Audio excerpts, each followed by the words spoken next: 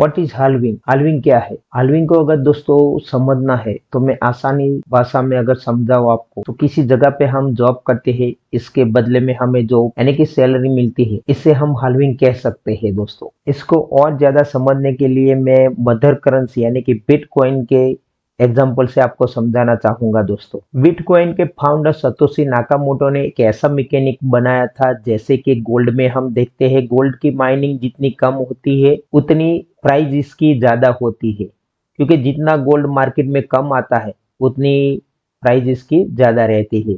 इसी तरह से इसमें भी बिटकॉइन जितने मार्केट में कम आते हैं उतनी ही उसकी प्राइस हमें अप देखने को मिली है।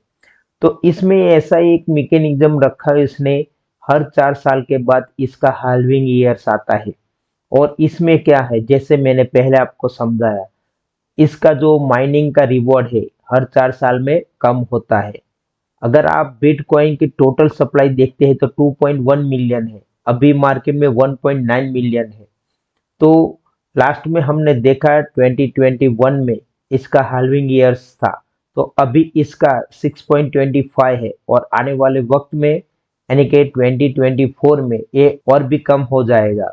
तो जितना इसका माइनिंग का रिवॉर्ड कम होगा, इतना उतना बिटकॉइन मार्केट में कम आएगा। यानी कि हाल्विंग की जो परसेंटेज होती है, जो परसेंटेज इसके रिवॉर्ड के रूप में हम देते हैं, उसे हाल्विंग कहते हैं क्रिप्टो में। तो इसी तरह से बिटकॉइन मार्केट में इतने कम आते हैं, इसकी वजह से इसकी प्राइस में इम्पैक्ट रहता है। तो हर क्रिप्टो करेंसी में ऐसा होता है। दूसरा एग्जांपल मैं देना चाहूंगा अल्टीमा का। अल्टीमा में हम देखें तो अल्टीमा में हर साल इसका हाल्विंग ईयर से, तो हर साल के बाद अल्टीमा अभी आने वाले साल में करीबन 8 लाख के आसपास मार्केट में आएंगे। इसकी टोटल सप्लाई 1.1 है दोस्तों।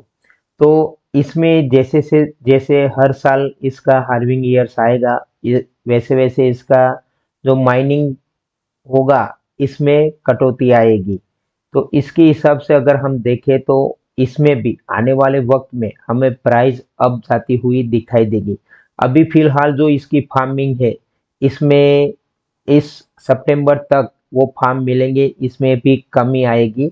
लेकिन इसका रियल ईयर्स हाल्विंग का जो है 1 साल के बाद, इसमें फिर हम किस तरह से इसे माइनिंग करेंगे, उसका रोड मैप आने वाले कुछ दिनों में यानी कि 1 महीने के बाद हमें देखने को मिलेगा। और इसके बाद इसका जो हाल्विंग ईयर्स आएगा, इसमें भी हर साल इसमें कमी आएगी, यानी कि उसका जो माइनिंग का रिवॉर्ड मिलने वाला है इसमें कमी आएगी दोस्तों। तो वो देखने वाली बात है। लेकिन हाल्विंग हर क्रिप्टो में होता है, इथेरियम में होता है, एसआरपी देखे, आडा देखे, हर क्रिप्टो में हाल्विंग होता है। लेकिन इसका परसेंटेज अलग होता है, क्योंकि हाल्विंग की वजह से ही मार्केट में इसकी टोटल सप्लाई धीरे धीरे आती है, और इसके बाद मार्केट में इसका प्राइस बढ़ता है या हमें प्रॉफिट देखने को मिलता है दोस्तों। तो दोस्तों मेरे कहने का मतलब आपको समझ में आ गया होगा कि हाल्विंग क्या है।